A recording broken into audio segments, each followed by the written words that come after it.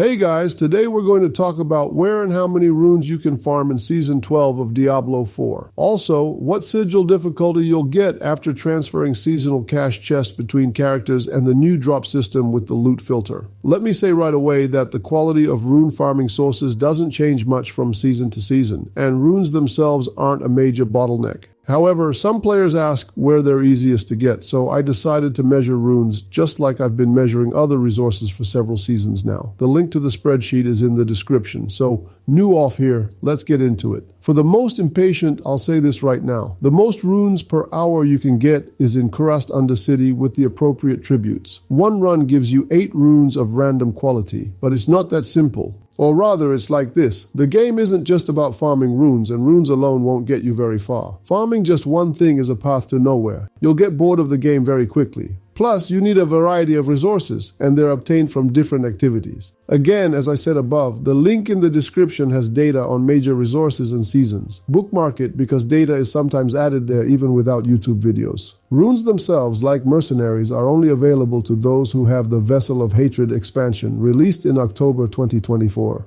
For those who don't have the expansion, you can use gems instead of runes. Yes, judging by the comments, such people still exist. If you don't know, I covered everything about runes and rune words and what to do with them in a separate short video. And since Kurast is the most profitable method, I'll start there. The tributes in Kurast themselves can be obtained in Kurast itself after killing a goblin. They drop from an additional chest. Also from Infernal Hordes, the Pit Boss, Tree of Whispers caches, legions, and Uber bosses. Sometimes tributes drop from random elites. In Kurast, a run with a geared character takes about 2.5 minutes, including loading into and out of the dungeon. Each run gives 8 runes. These are mostly magic and rare runes, but roughly 1 out of 8 is legendary. A Kurast run with any other tribute gives 1 rune. Reminder, from 3 runes of the same rank, you can craft 1 random rune, including a higher rank at the jeweler. This way we recycle excess runes from the first 2 tiers into legendary ones. You can also buy or sell runes, not just as individual runes, but as complete sets for crafting a specific mythic item you need, meaning you can buy 6 runes of each type at once. Additionally, buying them as sets is cheaper than buying runes individually.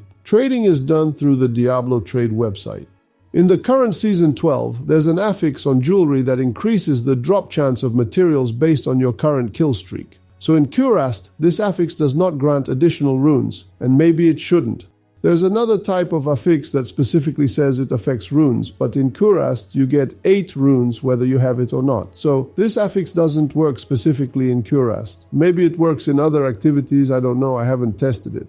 If you're a new player, keep in mind that in Diablo 4, not everything always works. Sometimes something doesn't work at all, and sometimes it doesn't work as expected or described. Although there aren't that many such bugs, and not more than in other similar games, just keep in mind, Diablo 4 isn't made by gods.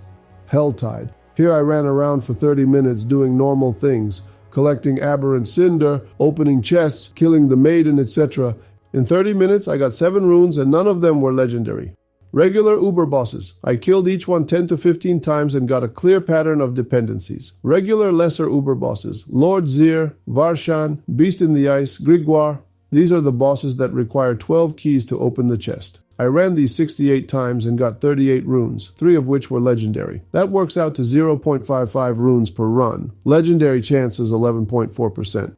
Regular greater Uber bosses. Andariel, the Butcher, Duriel, Echo of Hatred. These require 3 keys to open the chest. I killed them 40 times and got 43 runes, 5 of which were legendary. That works out to 1.07 runes per run. Legendary chance is 11.63%.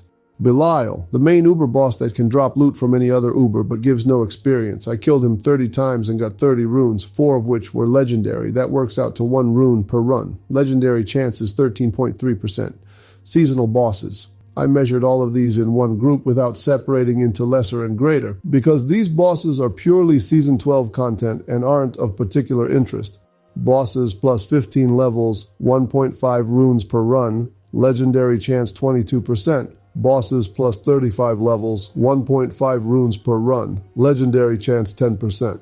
Please note that these numbers are very approximate. For more accurate data, you'd need to kill each boss at least 100 times. The only thing that's certain is that T5 and T7 bosses drop 1.5 times more runes than regular ones. At the same time, it looks like the drop chance for legendary runes is the same. I also didn't count Belial's shadow spawn after Uber kills separately. Its rune drops are included in the total sample, but the number of shadow spawns wasn't tracked. With Goblin Sigils in Nightmare Dungeons, you get about 5 runes per run. Summary for runes: Kurast with Tribute of Runes, 60 divided by 2.5 times 8 equals 192 runes per hour. Kurast with other tributes, 60 divided by 2.5 times 1 equals 24 runes per hour. Helltide, 14 runes per hour. Lesser Uber bosses, 0.55 runes per run, multiplied by 40 seconds per run equals 49 runes per hour. Greater Uber bosses, 1.07 runes per run, multiplied by 40 seconds per run equals 96 runes per hour. T5 Uber bosses, 1.5 runes per run, multiplied by 60 seconds per run equals 90 runes per hour. T7 Uber bosses, 1.5 runes per run, multiplied by 80 seconds per run equals 67 runes per hour. Reminder: in T5 and T7 you have to run to the boss every time, and T7 takes 20 seconds longer than T5. That's based on my barbarian runs. Conclusion: the higher the world difficulty, the higher the chance to get runes. And the more runes you get, the higher the chance to get higher rank runes. You cannot farm specific runes. They always drop randomly. Runes are only available with the Vessel of Hatred expansion. A bit more information. If you clear Pit 100 with any character, then all blood-marked sigils that drop will lead to T7 activity instead of T5. At first this was Pit plus 45 levels, then they simplified it a bit, making it Pit plus 35 levels. So the contents of season caches are determined not when you receive them on a character, but when you open them. This means you can farm caches with a character that hasn't cleared Pit 100 and store them in your stash. Then you can take those caches from the shared stash with a character that has cleared Pit 100 and open them. The sigil in those caches will correspond to T7. And the reverse also works. You can take T7 caches, put them in your stash, take them with a character that hasn't cleared Pit 100, open them, and get all T5 sigils. In each season cache besides loot, you get 1 ND sigil, 1 sigil for an Uber boss, and 1 sigil for a slaughterhouse. About the loot filter. Remember the upcoming loot filter implementation. I wonder how loot will drop. All this time you've been looking at the current reward system. It's terrible. And remember what happened with Sigils and Asmodan's loot last season? It was a nightmare. You could grow old waiting for everything to drop. And do you know how it will be after the loot filter is introduced? I really hope it's like this. They didn't make Varshan and Zir drop all their loot at once for no reason, while leaving all other Ubers as they were, did they?